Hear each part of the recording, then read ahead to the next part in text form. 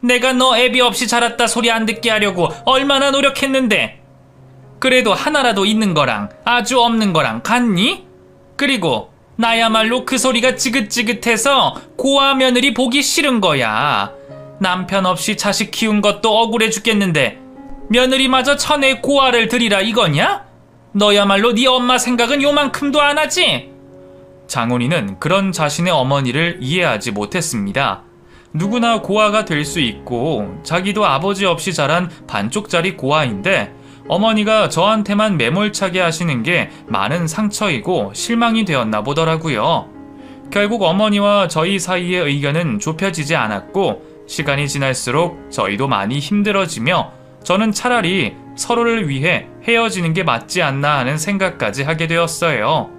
저도 저였지만 저 때문에 어머니와 갈등을 빚고 힘들어하는 장훈이를 볼 때마다 내가 그 사람에게 못할 짓을 하는구나 자꾸 죄책감이 들었습니다. 그래서 제가 마지못해 몇 번이나 헤어지자고 말도 해봤지만 그때마다 장훈이는 저를 끝까지 붙잡아 주었어요. 민영아, 네가 많이 힘든 거 나도 알아. 근데 나도 너 없이는 못 살아. 제발 나 믿고 조금만 더 기다려주면 안 될까? 그 말에 저는 끝까지 장훈이를 기다려주게 되었고 저희는 결국 만난 지 10년 만에 결혼 허락을 받아낼 수 있었습니다. 아들이 노총각을 코앞에 두고도 다른 여자를 만나지 않겠다 하니 어머니 입장에서도 더 버티기 힘드셨나 봅니다. 그 긴 세월을 견디며 결혼까지 오기가 결코 쉽지 않았지만 어렵게 하게 된 결혼 덕분에 저는 너무나 행복했습니다. 그 후로 저희는 시어머니를 모시며 한 집에서 지내게 되었어요. 제 딴에는 어머니께 죄송스럽고 감사한 마음의 표시였고 어머니 입장에서는 그나마 저희 결혼을 허락하실 만한 이유였습니다. 하지만 그 후로 시집살이는 당연한 수순이었습니다. 저도 어머니가 저를 환대하지는 않으실 거라 알고 있었고 그 정도는 감수해야 한다 생각했어요. 저도 고생은 꽤 해봤기 때문에 살림 같은 건 전혀 힘들지 않았습니다. 다만 제가 아무리 노력하고 뭘 하더라도 마음에 들지 않아 하시는 시어머니의 태도와 막말들 때문에 마음이 힘들 수밖에 없었죠. 그런 얘기는 왜 들어도 익숙해지지 않는지 고아라서 배운 것 하나 없다며 사사건건 혼을 내시는 어머니를 보며 가끔은 내가 죽는 날까지 어머니 눈에 들지 못하겠다는 생각이 들어 암울해지기도 했습니다. 어머니와는 여전히 가까워지기 어려웠지만 그래도 남편은 정말로 저를 사랑해 주었습니다. 제가 시집살이 하게 된 게 마음이 쓰이는지 결혼을 하면서 제게 직접 가게를 차려주기도 했어요. 그때까지 저는 제과제빵을 배운 후로 쭉 다른 가게 직원으로 일을 하고 있었는데 보통 경력을 쌓고 자기 가게를 차리는 다른 동료들에 비하면 저는 창업이 꽤 늦은 편이었어요. 그런 제게 남편이 그동안 열심히 모아온 돈으로 제 가게를 차려주었습니다. 그렇게 남편 덕분에 집 근처에서 작은 빵집을 운영하게 된 저는 매일 새벽같이 나가 가게를 열고 매일 열심히 빵을 구웠습니다. 다행히 오픈 초기에는 동네에 개인 빵집이 없던 탓에 장사는 꽤 잘 되곤 했어요. 오후 정도면 만들었던 빵이 거의 소진되었고 저는 남편보다 일찍 퇴근하여 밀린 집안일을 챙길 수 있었죠. 매일 살림과 가게를 돌보며 바쁘게 살았지만 저는 그래도 사랑하는 사람과 함께하는 인생이 행복했습니다. 언젠가 우리 아이를 낳아 더 행복해질 생각도 있었고요. 그렇게 제가 가정에 충실하며 열심히 일을 하던 중에 집에 계시던 어머니가 심심하신지 제 가게에 나오시기 시작하셨어요. 60세까지 열심히 일을 하셨던 어머니는 저희가 결혼을 하며 일을 그만두셨고 저희가 드리는 용돈으로 생활을 하셨습니다. 내가 여태 고생한 게 있는데 이 나이에는 좀 쉬어야지. 앞으로 내 생활비는 전부 니들이 책임져야 하는 거다. 그러니까 너도 가게 농땡이 부리지 말고 잘해. 어머니는 점심쯤 나오셔서 가게 빵으로 식사도 하시고 차 한잔 하시면서 훈수도 두고 그러셨죠. 처음에는 어머니가 많이 심심하신가 보다 싶어 안쓰러운 생각마저 들었는데 제가 걱정해야 할 게 그게 아니었어요. 어느 날부터 제 가게 주인 행세를 하시는 시어머니 때문에 저는 골머리를 썩을 수밖에 없었습니다. 어머니는 좁은 가게로 친구들을 부르셔서 계산도 없이 빵과 음료들을 꺼내 드셨고 시끄럽게 떠드시면서 다른 손님들을 쫓아내곤 하셨습니다. 게다가 빵 고르시는 손님들에게 자꾸 시비를 거셔서 기분 나쁘다고 떠나신 손님들이 너무 많았어요. 아줌마, 거 시식만 계속 먹을 거면 나가요. 예? 지금 나한테 하는 말이에요? 그래, 아까부터 빵 고른다면서 계속 주워 먹고만 있고 남의 장사 거덜내려는 거야 뭐야? 거지도 아니고 돈 주고 사 먹어야지. 그게 뭐야? 어머, 내가 몇 개나 먹었다고 그래요? 맛을 봐야 빵을 사지. 내가 여기 가게 빵 사준 게 얼만데 거지라고? 아줌마가 사장이에요? 그래, 내가 사장이다. 무슨 가게가 이따위야. 나 참 더럽고 치사해서 다시 노나봐라. 동네 장사는 손님 상대하는 게 구할인데 그렇게 오는 손님마다 쫓아내시는 시어머니 때문에 저희 가게 매출은 점점 떨어져 가게 되었습니다. 안 그래도 주변에 새로운 빵집이 생겨서 매출을 걱정하던 중에 어머니의 만행은 결정타였어요. 결국 저는 참다 못해 시어머니에게 사정을 하게 됐죠. 어머니, 손님한테 그러시면 어떡해요. 그리고 제가 사장인데 자꾸 사장이라고 하시면 좀 곤란해요, 어머니. 뭐? 내가 사장이라 해서 기분 나쁘다 이거야? 예, 여기 우리 아들이 차려준 가게 아니야? 그럼 내 가게나 다름없는 거지. 손님 떨어지는 게 내 탓이라고 하고 싶은가 본데 빵이 맛있으면 어떻게 해도 찾아오는 거지. 내 탓할 시간에 너나 열심히 해 이거사. 어머니는 말이 통하지 않았고 저는 하루하루 가게 걱정에 피가 말라갔습니다. 그러다 결국 불경기까지 겹치며 저는 월세 걱정을 해야 하는 수준이 되었어요. 다행히 생활비는 남편도 있으니 크게 걱정할 일이 아니었지만 가게 운영만큼은 제 힘으로 잘 하고 싶었는데 당장 다음 달 월세가 걱정이었죠. 그래서 어쩔 수 없이 저는 건물 주인에게 사정을 해볼 수밖에 없었습니다. 솔직히 시세보다 싼 가격에 들어온 탓에 저는 반신반의했었습니다. 사정을 못 봐주겠다고 하면 어쩔 수 없다 치고 대출이라도 알아볼까 생각하고 있었거든요. 그런데 다행히 건물 주인이 제 사정을 안타까워하시며 이해를 해주시더라고요. 아유, 사정이 어려우면 진작 말을 하지. 내가 몇 달치 월세 안 받을 테니까 급한 불부터 꺼요. 예? 아예 안 받으시면 안 되죠. 밀린 월세는 제가 어떻게든 천천히 갚을 테니까 조금만 기다려주세요.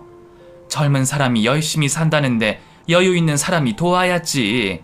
안 그래도 요즘 다들 힘들다 그러지 않아요?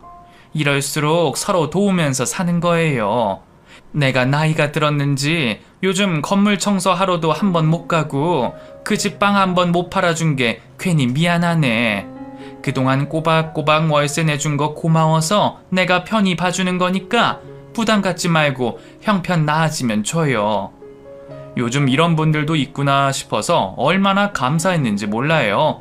그렇게 저는 덕분에 위기를 넘길 수 있었고 간신히 폐업을 면하게 되었습니다. 그 후로 저는 감사한 마음에 더 열심히 장사를 할 수밖에 없었어요.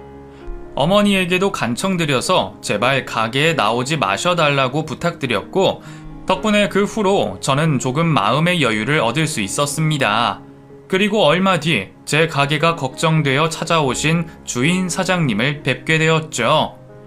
아유, 내가 자주 와봐야 하는데 집이 멀어서 쉽지가 않았네요. 어째 요즘에는 가게가 좀 돼요? 덕분에요. 폐업까지 생각했는데 사정 봐주셔서 다시 열심히 해보고 있어요. 정말 감사드려요. 나한테 감사할 게 뭐가 있어. 다 아가씨가 열심히 해서 그런 거지. 오늘은 나도 빵 좀 사가려고요. 여기 맛있는 게 뭐가 있어요? 어쩜 하나같이 다 맛있어 보이네. 이거 계산해 주세요. 아니에요. 계산이라뇨. 저 사장님한테 돈 못 받아요. 밀린 월세 이자만 해도 이걸로는 택도 없을 텐데요. 고르신 빵은 들고 가시고 오신 김에 저랑 차라도 한잔 하고 가세요. 제가 너무 감사해서 꼭 인사드리고 싶었어요. 아휴, 젊은 사람이 이렇게 잘해주니까 기분이 좋네. 나 심심하면 종종 와도 돼요? 당연하죠. 저도 혼자 장사하느라 심심한데 오셔서 시식이라도 해주세요.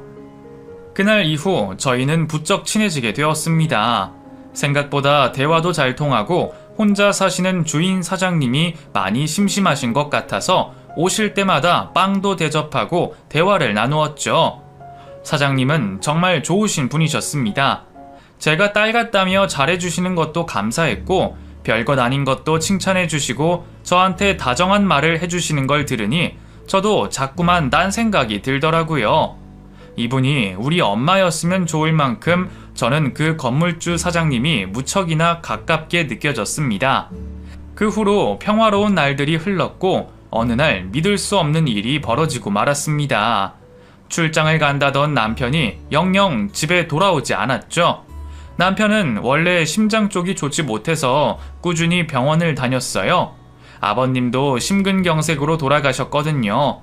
그래서 그동안 고혈압 관리도 하고 정기검진도 꾸준히 받아왔는데 그렇게 하루아침에 시아버지와 똑같이 죽게 될 줄은 아무도 몰랐습니다. 갑작스러운 남편의 사망 소식에 저와 어머니는 혼비백산했고 남편이 실려간 병원으로 쫓아가게 되었죠. 그리고 그곳에서 저는 차가운 남편의 시신을 마주하게 되었습니다. 분명 잘 다녀오라며 인사를 하고 보냈는데 그런 모습으로 돌아올 줄 몰랐습니다. 차라리 사고였다면 수술이라도 하고 희망이라도 빌어봤을 텐데 아무런 희망을 가질 수도 없었던 저희는 결국 남편의 장례를 준비할 수밖에 없었습니다. 이미 벌어진 일이었고 돌이킬 수 있는 일도 아니었지만 그때 저는 그 모든 것들이 이해되지도 않았고 현실로 받아들여지지 않았습니다. 마치 전부 꿈인 것처럼 당장이라도 깨어날 수 있을 것 같더라고요. 옆에서 어머니가 통곡을 하셔도 남편 영정사진을 준비하고 상복을 입고 장례를 치르는데도 저는 도저히 남편이 죽었다는 게 믿어지지 않았습니다. 고등학교 3년, 연애 10년에 결혼 생활이 겨우 3년이었습니다. 남편이 차려준 가게에 자리 잡고 곧 아이도 낳자 약속하고 있었는데 그 약속을 지키지도 못하고 남편이 먼저 떠날 것을 생각해 본 적이 없었어요. 어머니도 당황스러우셨을 겁니다. 그렇게 애지중지 키우고 아까워서 저한테 주기 싫었던 아들이 너무 어린 나이에 세상을 뜨게 되었으니 말입니다. 이제 겨우 35살, 너무 아까운 나이에 떠났기에 누가 봐도 안타깝고 서글픈 일이었을 겁니다. 그래서 그 슬픔을 남의 탓으로 돌리고 싶으셨을지도 모르죠. 우리 아들 살려내라 이거사. 우리 아들 살려내. 너 말고 좋은 여자 만나서 있는 집에 장가 갔으면 그 고생 안 하고 살 수도 있었는데 우리 아들이 생고생한다고 하다가 그렇게 된 거 아니야? 네가 돈이라도 잘 벌었어 봐라. 우리 아들이 살아있지. 죄송해요 어머니. 그게 제 탓이 아니라는 건 저도 알지만 그때는 저도 남편의 죽음이 전부 제 탓인 것만 같더라고요. 어머니 말씀대로 차라리 내가 남편을 욕심내지 않았더라면, 남편이 정말 더 좋은 여자 만났더라면, 그러면 우리 가게 매출 걱정하지 않고 일도 덜 했을지. 어머니는 제 탓을 했고 저도 제 탓을 할 수밖에 없었습니다.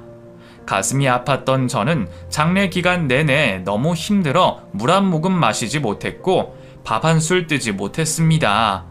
겨우 이틀 굶었는데도 너무 울어서 그런지 충격을 많이 받아서 그런지 기력도 없고 당장이라도 쓰러질 것 같더라고요. 남편 발인을 해야 하는데 이러다 쓰러지면 어쩌나 싶어서 저는 어머니가 드시다가 남겨두신 편육을 집어 먹었습니다. 그게 맛있어 보여서 먹었겠나요? 어떻게든 끝까지 폐를 끼치면 안 된다는 생각에 살려고 먹었던 것뿐이죠. 하지만 어머니 눈에는 그게 찢어 죽일 만큼 미우셨던 모양입니다. 제가 억지로 편육을 씹어 삼키는 걸 보고 제 머리채를 잡으시더라고요. 이년이 미쳤나? 네가 지금 입맛이 돌아? 남편 잡아먹고 그게 넘어가냐? 아, 어머니 놔주세요. 저는 편육을 먹는다고 화가 난 시어머니 손에 머리털이 한 움큼 뽑힐 만큼 시달려야만 했습니다. 평소라면 저도 체력으로는 어머니 정도는 이길 수 있을 텐데 그때는 기력이 없어서 그런지 도와달라 소리치지도 못하겠더라고요. 근데 그때 누군가 달려와 제게서 시어머니를 떼내주셨습니다. 그리고 몸을 날려 시어머니를 바닥으로 패대기 치시더라고요. 그건 바로 건물주 사장님이셨습니다. 이게 지금 뭐 하는 짓이에요? 당신이 뭐라고 사람 머리채를 잡아? 당신은 뭐야? 가족 아니면 빠져. 나 얘 시엄마야. 내 아들 잡아먹은 년한테 이 정도 해도 되는 거라고?